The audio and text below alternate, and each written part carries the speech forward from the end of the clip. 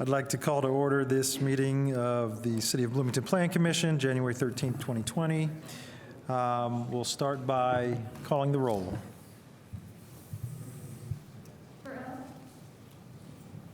Here.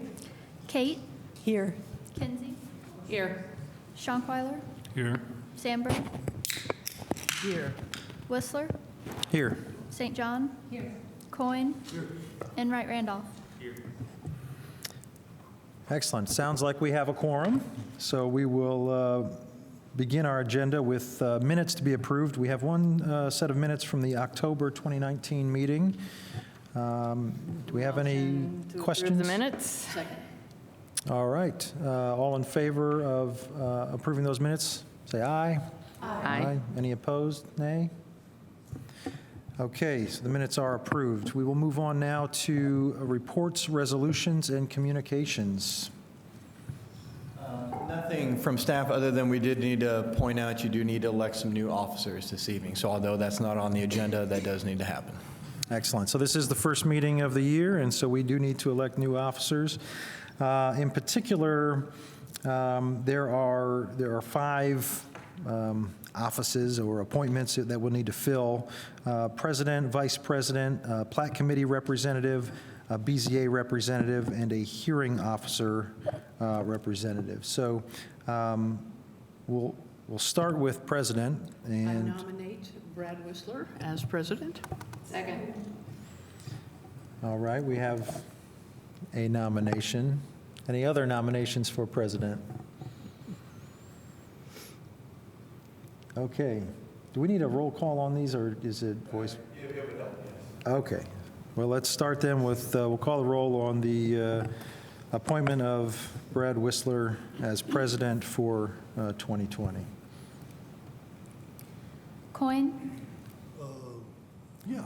It St. doesn't have to John? be unanimous.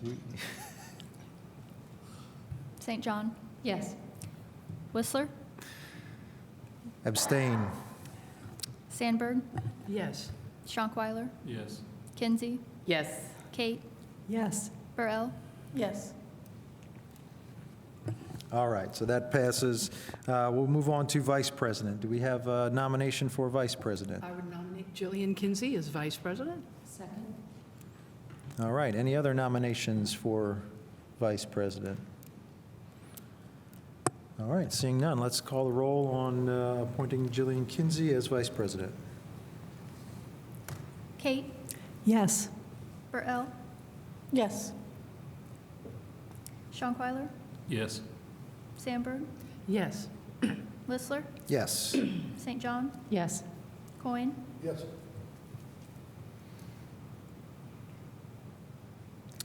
All right. Congratulations. You are, oh, thank you. So somewhere around here, we have a little card that you can put in front of there that'll let everyone know that you're now the vice president. So next up is our plat committee representative, and I believe, Jillian, you've been our plat committee representative in the previous year, and you're willing to continue in that role? There you go. All right, okay. I am willing to continue to serve on the Plat Commission. All right, well, Second. let's start with a nomination, yes. Nominate Jillian Kinsey to the Plat Commission. Second. Okay, any other nominees for plat committee representative? Seeing none, let's call the roll on Jillian Kinsey as our plat committee representative. St. John? Yes. Coyne? Yes. Whistler? Yes. Schonkweiler? Yes. Sandberg? Yes. Kinsey? Yes? Kate? Yes. Burrell? Yes. So we also do need to appoint a backup as well for plat committee. So yes, so we need an alternate representative to the plat committee in the case that Jillian's unable to make it. Do we have any nominations for alternate? Yeah.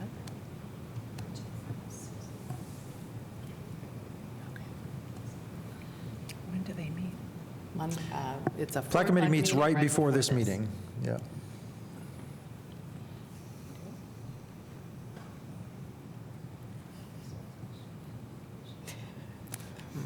Not everybody at once. We only need one. It's just an alternate. Yes, Just it's an just an alternate. alternate. Would you be willing, Flavia? I'm willing. It's the same day as this meeting? Yeah, just Yeah. an hour before, is that Mhm. right? Yeah.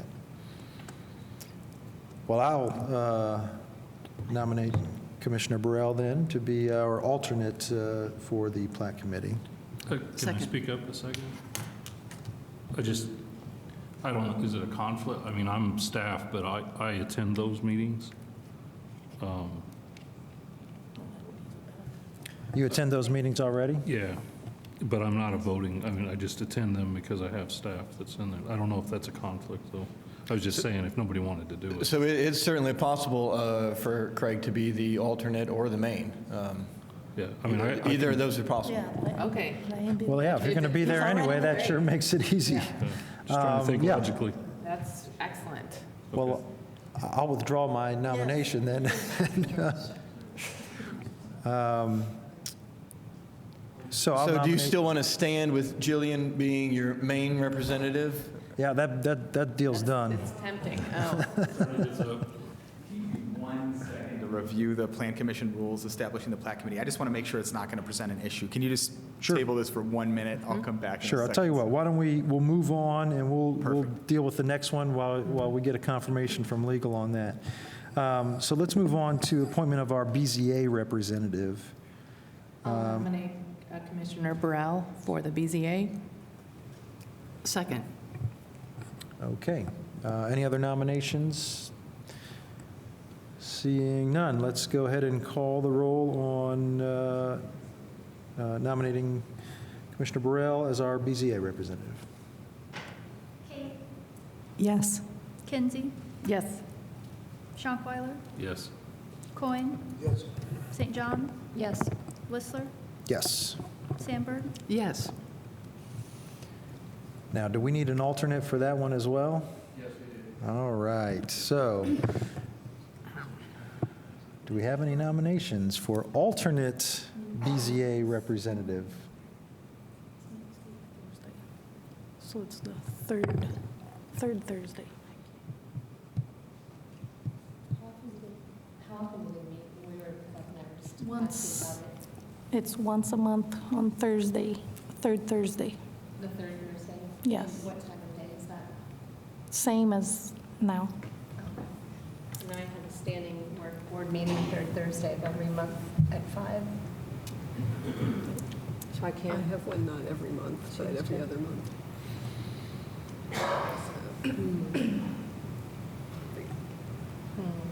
Is there anyone not here?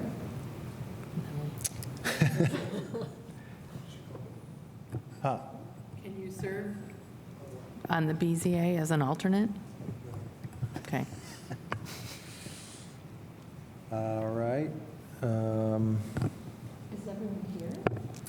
That's on the plan commission? Yeah, Unappointed. we have one vacancy, but I think all of our appointed seats, all of our appointed commissioners are here tonight, so.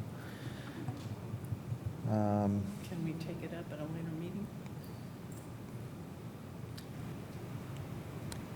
It's every Thursday. It's every third Thursday. Seems like there's still There's a possibility down here. Is that too much to ask for you to serve as alternate? I mean, if we need to just put somebody in there, you can put me as the alternate. I cannot promise that I'm going to be available for those meetings, but I would do my best, so.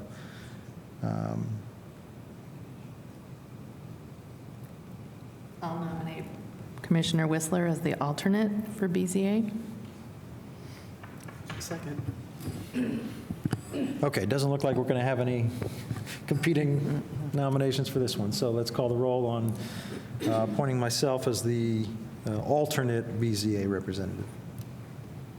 Kate, Yes. Burrell, Yes. Kinsey, Yes. Sandberg, Yes. Schonkweiler, Yes. Coin. Yes. St. John. Yes. Okay. Now, that one passes as well. Let's come back to the question of whether or not Commissioner Schankweiler is eligible to serve as our alternate to the Plat Committee. It's perfectly fine for Mr. Schockweiler to serve as the alternate on the Plat Committee. Thank you for giving me a moment to check on that. Excellent. So let's go ahead and call the roll on that one. I think we already had a motion and a second on that, if I'm not mistaken, so we'll just put a bow on that. Coin? Yes. St. John? Yes. Sandberg? Yes. Whistler? Yes. Kinsey? Yes. Kate? Yes. Burrell? Yes. Okay, and finally, we need to appoint a hearing officer representative. So the hearing officer is already, we already have an appointment from staff, so the Planning Commission just has to reaffirm that appointment every year. So it's Beth Rosenbarger as the main hearing officer, and then Scott Robinson acts as the backup. So the Planning Commission just has to reaffirm those appointments. I affirm that appointment. Second. All right, well, we have a motion and a second. Let's call the roll. I was. Kinsey. And just to clarify, we're reaffirming both the appointment and the alternate in this single vote here? Yes. Excellent. Burrell? Yes. St. John? Yes. Whistler? Yes. Schankweiler? Yes. Sandberg? Yes. Kate? Yes. Kinsey? Yes. Coin? All right. I think we've done it. Could we get maybe a list, maybe even in an email of who does what? Because I know Beth said she's for the county. I'm the Plan Commission to the Urban Enterprise Association, or Urban Enterprise Zone Association for that board, and just to kind of have a... Yeah, we do have, there are a couple other appointments, a BUEA, and then we also appoint a non-voting member, I think, to the County Plan Commission. There may be a couple others that we don't have on the list here tonight. If it's all right with everyone else, I think we can just continue with the status quo until our next meeting, until we can get a list of whatever those other appointments that we have outstanding are. Yeah, we can certainly put together a small list of how everybody gets here, yeah. Great. All right. Okay, so I think we're done with our elections. Thank you to the audience for bearing with us while we do some housekeeping here. We're now, unless there are any other reports or communications from commissioners, I think we are ready to move on to our petitions. We've got two petitions tonight. The first is ZO 30-19, and this is adoption of the draft Unified Development Ordinance. And then we have PUD 36-19, Trinitas Development, 1550 North Arlington Park Drive and 1723 West Arlington Road. So we're going to start with the UDO. Sure, and so we do not have a formal presentation for the final version here of the UDO. Staff is just presenting this to you as it has come back from council with all of its amendments. So I think we're, basically just kind of here to answer any basic questions you might have. Scott, you want to tell us anything? How much fun was it at council? It was a lot of fun. My name is Scott Robinson, Assistant Director for Planning and Transportation. Before I do my staff presentation, it's just a few remarks I want to make regarding Commissioner St. John's comment about board appointments. On the city's website, there is a page called On Board that does list the members and what hat you're wearing, so to speak. We try to keep it up to date, but that is a resource. I did want to point that out. I'm before you tonight to ask for your recommendation for approval of ZO-30-19 or Ordinance 1924. If you recall, we were before the Plan Commission earlier this fall considering the amendment draft of the Unified Development Ordinance.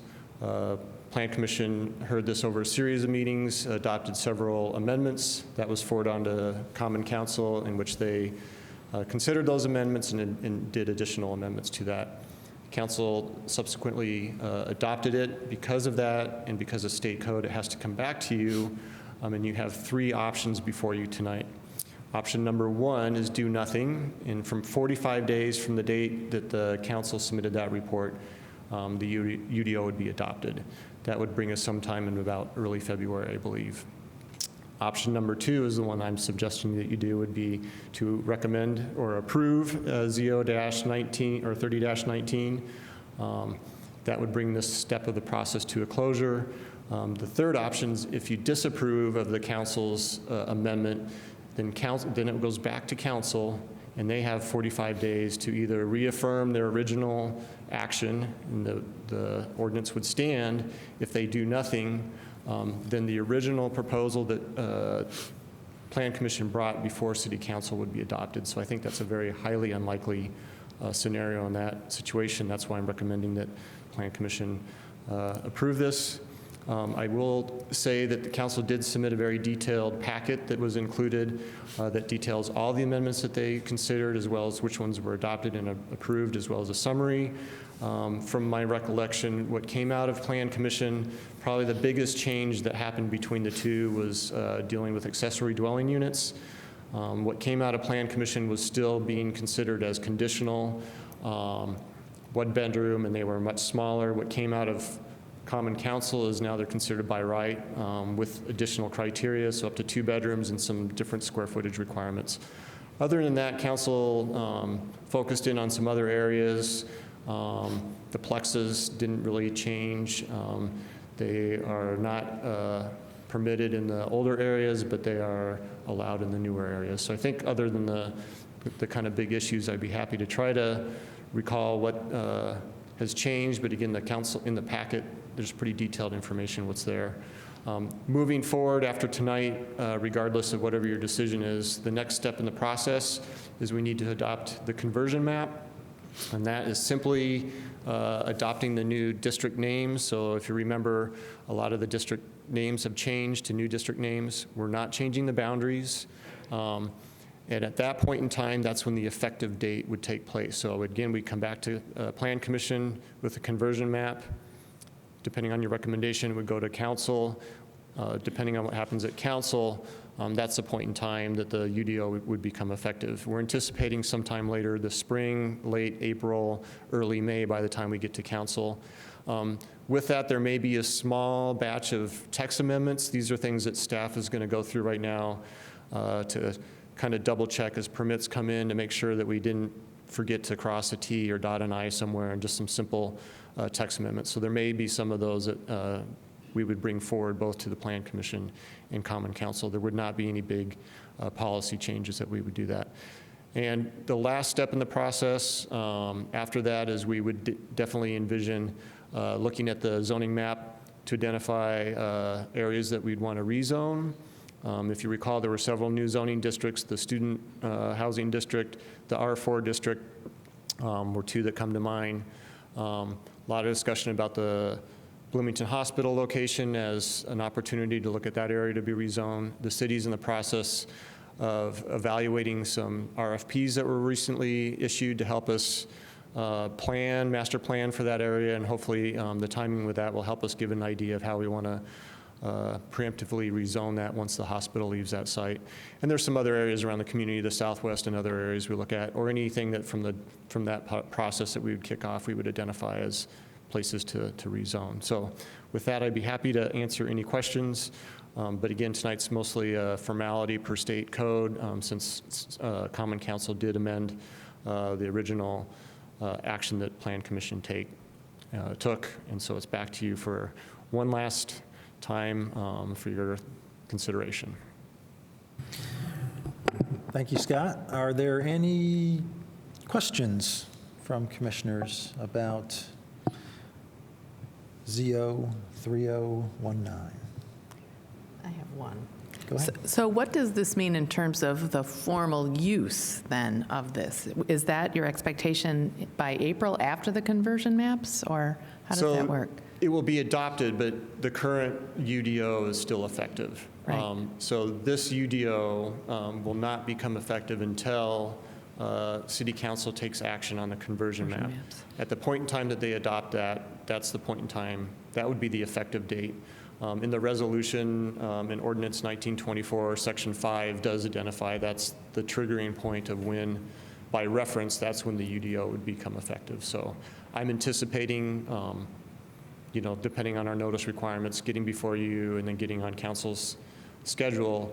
I'm trying to get onto their schedule before their June/July recess. So we're targeting that April-May timeframe. Again, we don't anticipate anything contentious, so it should be fairly straightforward in that. Thank you. Any other questions? I have a quick question. Does our approval let you start working sooner than if we did nothing and you have to wait till the 45 days is up? Yes. Okay, cool. Thank you. Any other questions? All right, seeing none, is there anyone from the public who would like to comment on ZO 3019? If so, step up to the podium. Looks like none. All right. So we are back to the commission for final comment or a motion. I'll motion to approve ZO 3019 for approval. Second. All right. Any final discussion, final comments before we vote? Susan.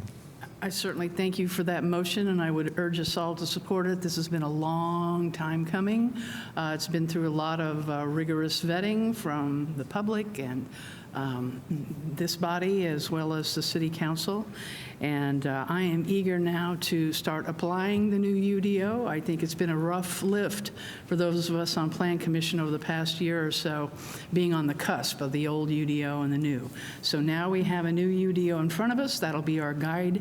And I'm very, very eager to get moving on it and start looking at the conversion maps. Thank you. Thank you. Any other comments? Yeah, I just want to say thanks to staff and to fellow commissioners and to council and everybody who put a lot of hard work into this, and to Scott, assuming this passes, congratulations. Hope you can breathe a little easier now, and the rest of the staff as well, yeah. So I think we have a motion and a second. We're ready to call the roll. Burrell, Yes. Kate, Yes. Schonkweiler, Yes. Kinsey, Yes. Sandberg, Yes. St. John, Yes. Coin, Yes. Whistler. Yes. That ZO 3019 is approved. Moving on, the next and final petition tonight is PUD 3619, Trinitas Development. This is a request for approval of preliminary plan amendment and district ordinance and rezone business park, residential single family, and PUD to PUD. We've got Eric Grulich to present the case. Thank you, Brad. This is the second hearing for this petition, and as you just mentioned, this is a request to approve a preliminary plan and district ordinance and to rezone a portion of property from business park to a planned unit development. This is an effort to redevelop an approximately 41-acre piece of property on the northwest side of town. Just a real quick overview of the site itself. It connects to Arlington Road through a lot that is along the east side of the property. It connects to 17th Street to the south through a public right-of-way as well as through an access easement. Interstate 69 runs along the west side of the site. This particular site has a mix of history on it. Although no actual development has occurred on the property, there were significant portions of the property that were used, or the fill, the topsoil on the site was used as fill for previous NDOT projects in the area. So roughly 50–60% of the property was heavily graded to accommodate that. There are some creeks and wetlands that run through the property. Although a lot of the property was graded and disturbed with that previous work, there are some portions of it, specifically along the north and northwest portions of the site, that were not disturbed and are therefore in excellent shape. So this petition is an effort to redevelop this property with a mix of uses. This was heard last year and was denied by the Planning Commission and the council. The petitioners made a lot of changes to that previous petition, and they have even made some changes since the last hearing in December. So real quick, I'll just kind of go through the overall specifics of the project. As I mentioned, it's slightly over 40 acres, and the petitioners are breaking up the site into 4 different development areas. Area A, along the north side of the property, will have 45 single-family lots.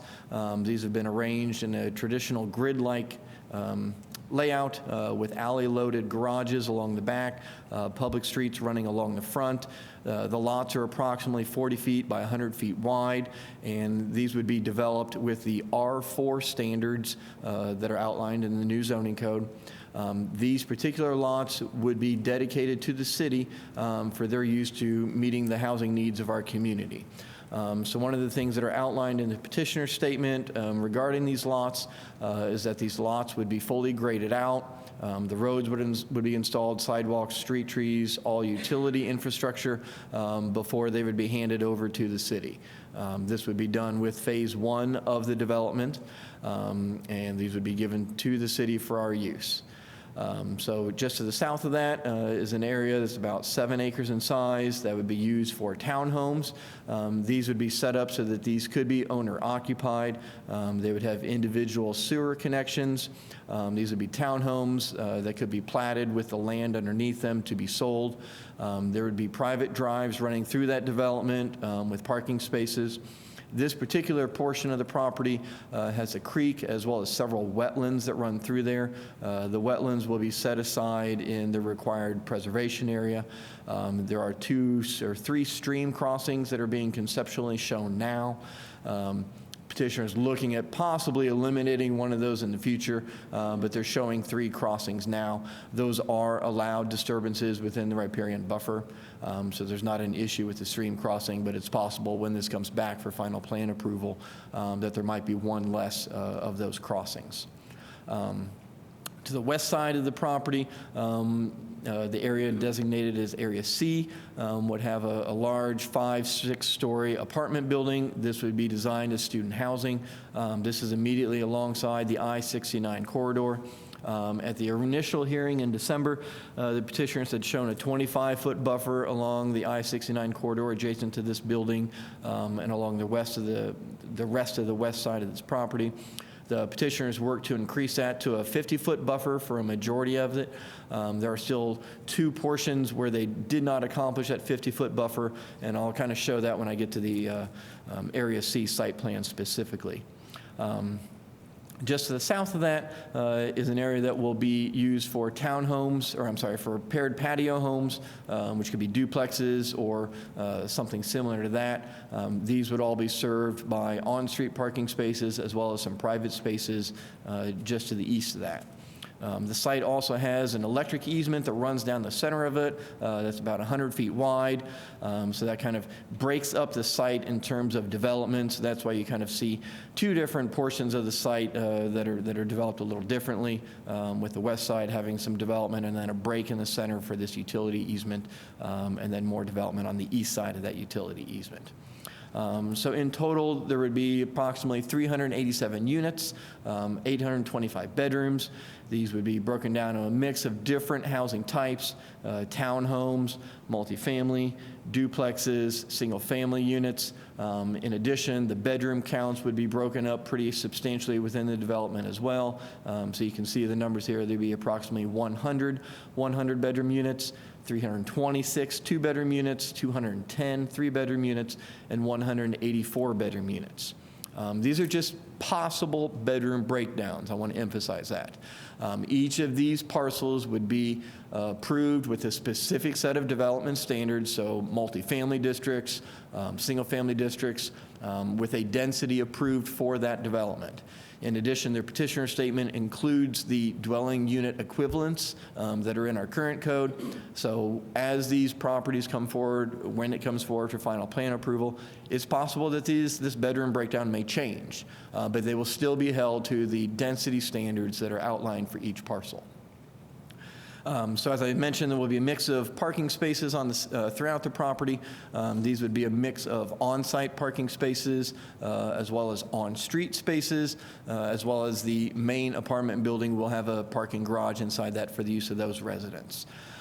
So just factoring in the on-site spaces, not including the on-street, it works out to about 0.44 parking spaces per bedroom. When you factor in those 125 on-street spaces, the number of parking spaces goes up a little bit more to 0.56 spaces per bedroom. So as we mentioned with the previous presentation in December, the petitioners have worked out an agreement with Bloomington Transit for shuttle service. So if there are concerns about the lack of parking on this site, that will be supplemented by the Bloomington Transit shuttle service. So real quick, I'll just kind of go through each area just to go through that a little bit more in depth. Site plan area A, these are the single-family lots, so you can see the more clear site plan for this. As I mentioned, garages along the back, public streets along the front. Since the previous petition, they have included or added an additional 50-foot buffer along the east side of these lots that extends down to the townhomes as well. So they're preserving the existing vegetation. Although these lots are immediately adjacent to other single-family lots, there's not really a conflict of land uses here. This does preserve the existing vegetation and give a buffer for these units from the adjacent residences to the east of that. As I mentioned, just to the south of this, so this would be the townhomes. This is about a 7-acre piece of property. Once again, that preservation area extends south of this. The areas in black here that are shaded black are wetlands that are being set aside within the conservancy area. The hatched area represents the creeks that run through here and the associated riparian buffers with those. So those would be preserved. As I mentioned, there were some stream crossings for the drives. The petitioner has mentioned that there might be a possibility to eliminate one of those. So we'll look at that a little bit more in depth when that comes forward with the final plan approval. So the townhomes are conceptually shown as 3-story buildings. So they have submitted one rendering, as well as they did revise their petitioner statement to specifically list what building finishing materials would be used. Cementitious board siding and fiber cement board was the primary material. However, we did call out to expand that list a little bit to allow for brick, limestone, other masonry products.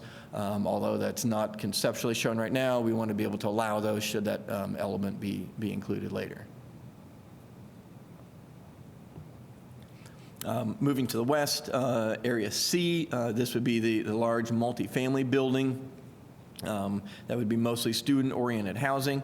So that would have an individual garage within the building with, I believe, 80 or so parking spaces for the use of those tenants.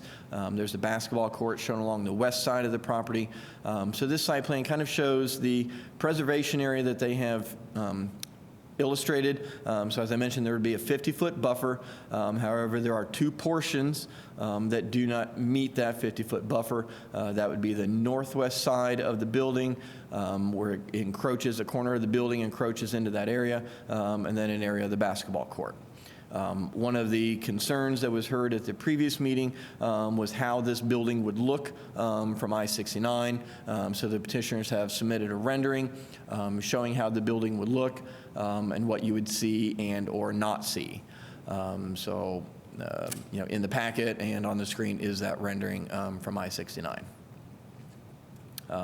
So with this, this particular rendering basically shows the site as it sits right now. With the landscaping that would be required when this comes forward. A lot of the building that you see now, especially as that landscaping matures, would be even more hidden than what you see now.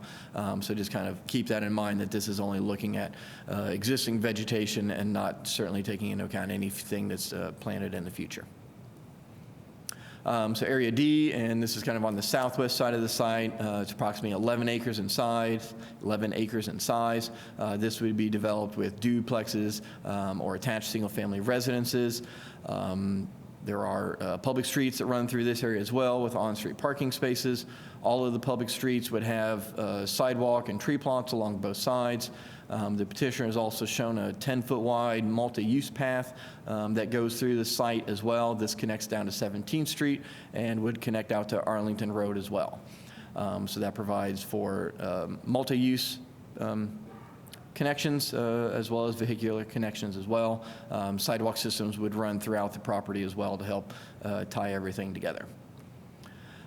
So environmental preservation, I mentioned that the site was heavily graded with previous work, but the majority of the high-quality vegetation was along the north and northwest side of the property.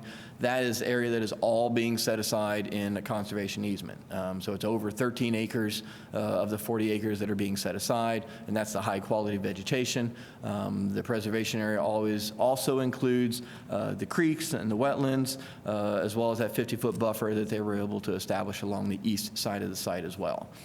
So we certainly feel that the amount of environmental preservation is setting aside the high-quality stuff that we want. So that is shown and has been increased since the last petition. So as I mentioned, the public streets would all be following the complete streets profile, taking into account vehicles as well as pedestrians. So there would be sidewalks, 10-foot drive aisles, a minimum 5-foot tree plot, and 10-foot all-purpose path along one side of the streets to connect and help transportation through the site.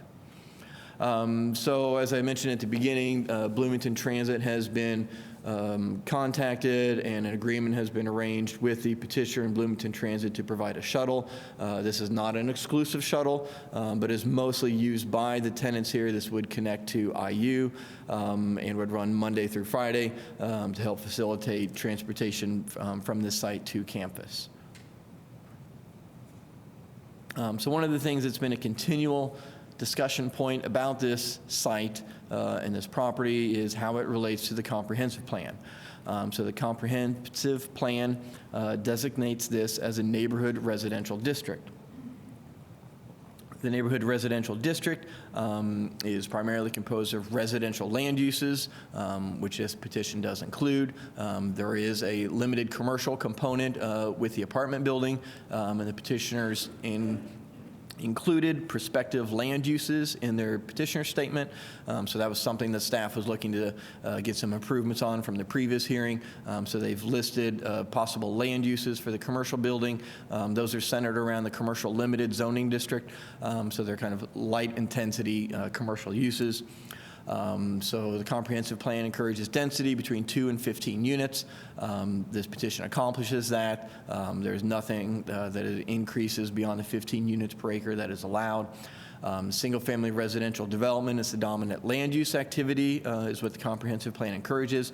There's certainly been a great increase in that, and a good portion of this property has been set aside for single-family uses, and as I mentioned, will be given to the city to help us best address some of the housing needs of our community. So the comprehensive plan goes on to list a lot of considerations for projects in this area: environmental preservation, creation of yard space, public streets, wide range of architectural styles, high-density development when appropriate. On-site parking is not the dominant site design feature, so that's been scaled back from the previous petition that was heard last year. So there are a lot of sections of the comprehensive plan that this petition accomplishes. They've certainly made a lot of improvements since the previous petition. And so staff is here tonight to recommend approval of the petition with the 6 conditions that are listed in staff's report. And then we wanted to add just a 7th condition that the single family, although it is clarified in their petitioner statement that the lots will be dedicated to the city, we did have a 7th condition just stating that again. That the 45 single-family lots will be dedicated to the city. So with that, we are recommending approval with the 6 conditions in staff's report plus the 7th condition that I've just outlined, and I'm happy to answer any questions. Thank you. Is there someone from the petitioner who would like to continue, add to the presentation? Clicky thing doesn't work. It's missing. I don't have my clicky thing, so I'll just. Oh, yeah, just point at me. Damn. I'm Kimberly Hansen. I'm a manager of design and development with Trinitas Ventures. I'm excited to be here again today to talk to you about West 17th Street. Thank you for doing an amazing job, Eric. This is certainly going to be repetitive, but going to go for it anyways. So again, this is an aerial of the location. So to get your bearings, you have I-69 on the left side of your screen, Arlington Road to the right, and West 17th Street to the south. Our proposed development is 39.29 acres. We are proposing 387 units with a variety of housing types: apartments, townhomes, duplexes, and single-family homes. We have 14.62 acres of green space, which is approximately 35% of the site. We have 458 parking spaces. That's 0.56 on a per bed ratio. We're also offering a centrally located retail space of 1,700 square feet, community amenities, complete streets that will be dedicated to the city, and we will have 3 access points, 2 off 17th Street and 1 off Arlington Road. This is a picture of the overall site plan. You would be turning the aerial on the side, so you have West 17th Street to the left side and then Arlington Road to the bottom. Again, there's 4 primary areas of development that emerged as we were going through this. Area A is the single-family lots that we will develop and make build-ready to be conveyed to the city of Bloomington for the purpose of workforce housing. Area B is townhomes. Area C is that 4-story multifamily and limited commercial building, and Area D is primarily cottages or duplexes. So what's changed since we last spoke? This outlines the changes that we've made. So to go through them, we increased the buffers along I-69 and the eastern boundary to 50 feet where possible. We submitted an updated traffic impact analysis. We changed Area A to R4 to allow for single-family, attached single-family, and plexes. We provided a full response to Environmental Commission memo and additional information regarding the Bloomington Transit proposal, our access roadways and what that would look like, and then also the view from I-69. So the areas in red are the buffers that we added. You can see the additional 20 feet that we added to make it 50 along I-69, and then also the 50 feet by Area A, which is the single-family lots. This is the same exhibit, I think, that Eric showed, but this is the typical complete street. So we will, on our access roads, have 2 drive lanes, a 5-foot tree plot on either side, a sidewalk on one side, a 10-foot multi-use path on the other, and then 2 rows of trees on either side. And then we had been asked about the view from I-69, so we had this rendering put together. As you can see, the trees really do help shield it, and you primarily see the pitched roofs. And then I left these in here. We are still in the beginning stages of conceptual design, but this is that 4-story multifamily building that has the commercial space on the corner, hopefully to serve as a central gathering area. And this is a view looking into Area D of our typical townhomes in the forefront and then cottages in the background.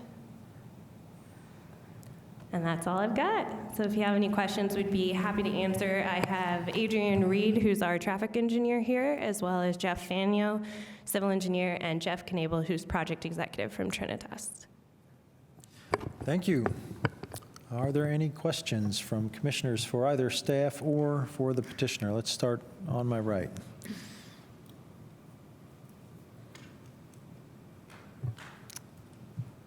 Commissioner Sandberg? Yes, I did have a question for staff. I was not quite clear on the 6 conditions for the recommendation. Is there a 7th, or is that one that has not been articulated? So the 7th one, and I apologize, they didn't all fit, so I tried to make it smaller just now. So the 7th condition says, per the petitioner statement, the 45 single-family lots will be dedicated to the city.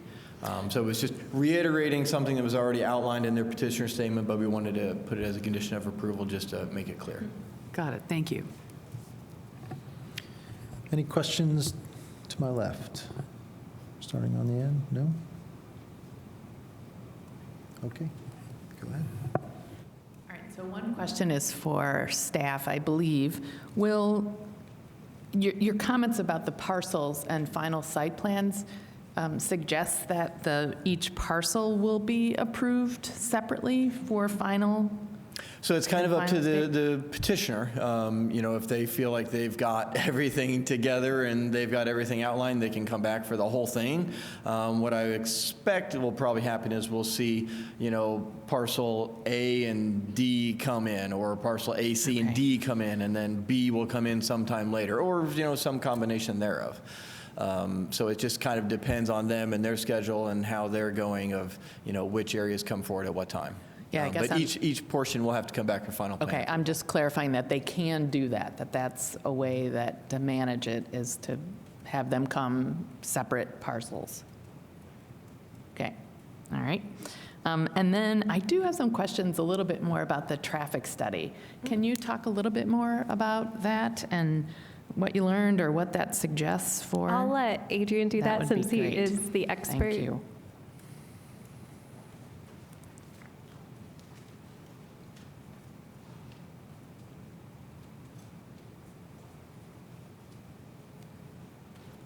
Hi, good evening. Adrian Reed with Aztec Engineering Group.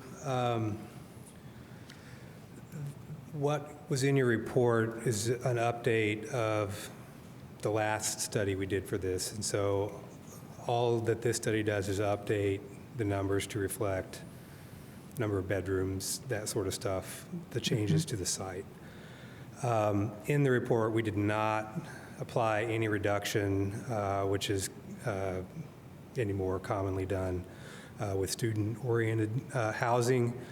Had we done that, the recommendations don't really change due to the sort of the baseline volume of traffic on both Arlington Road and 17th Street.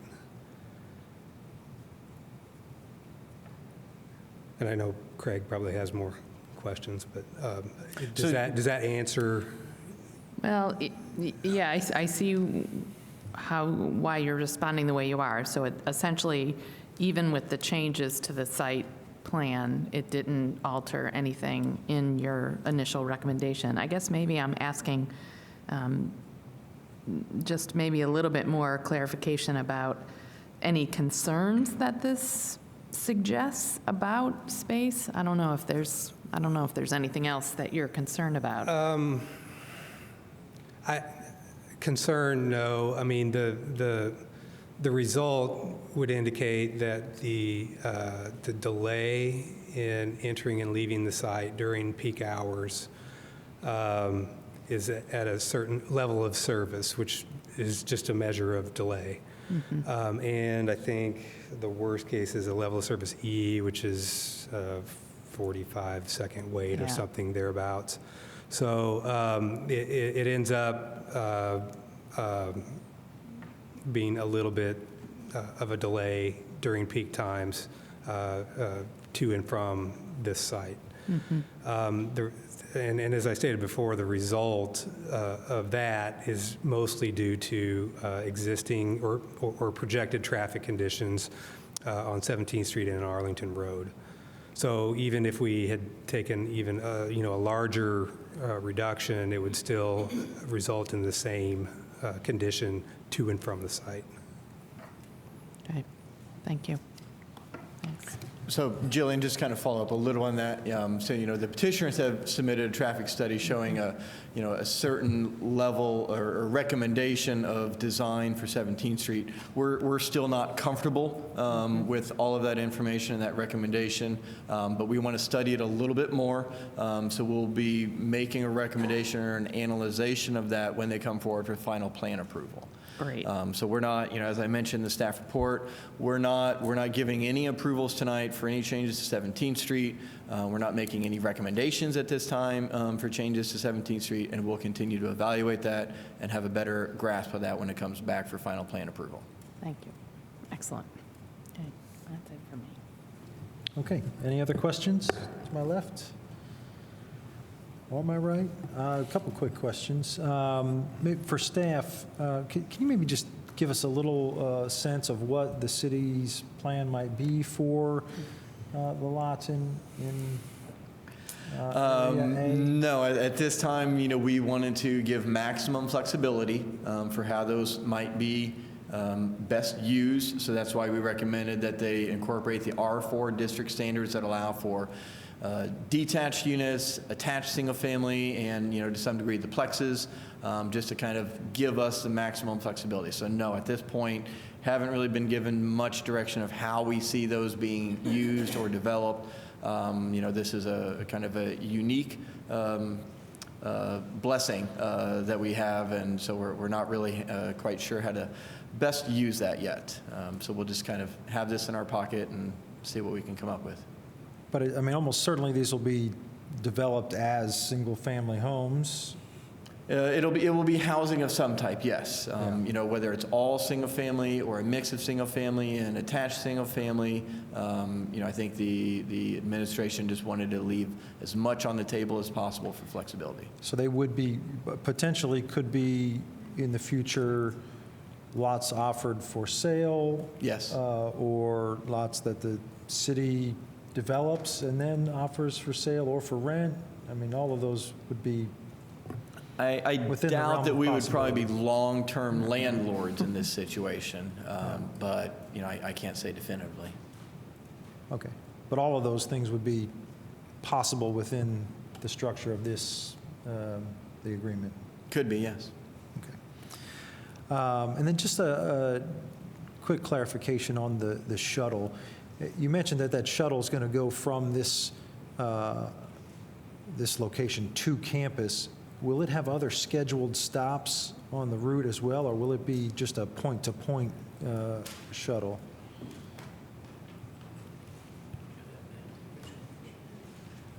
I'm going to let the petitioner try to answer that.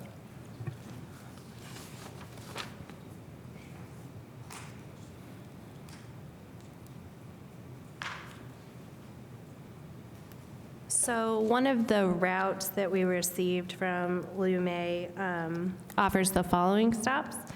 So IU Stadium, SPIA, Wells Library, the Musical Arts Center, the Law School, the Downtown Transit Center, and then a stop that just reads downtown. Okay, so it would at least stop at the transit center and tie into other routes that way. Okay, good, thank you. All right, that's all I have. Any other questions? If there are no further questions, I think it's time for a motion. Public comment? Oh, thank you. Is there anyone from the public who would like to speak to PUD 36-19? All right, seeing none, we're back to the commission, and it will be time for a motion. I move that we approve PUD 3619 with the recommendations of the staff. Second. So the motion is that we approve PUD 3619 with the 7 conditions as outlined on in the staff presentation. There were only 6 in the packet, so we're. Is that correct? Your motion is? Yes. With the 7 conditions of approval in the presentation. All right, and we have a second? Yes. All right. Any final comment? All right, then I think we are ready for the roll. Coin? Yes. Whistler? Yes. St. John? Yes. Burrell? Yes. Kate? Yes. Schonkweiler? Yes. Kinsey? Yes. Sandberg? Yes. All right, so that is approved. Congratulations. Thank you all. That is our final petition on the agenda tonight, so our business is concluded, and we are adjourned.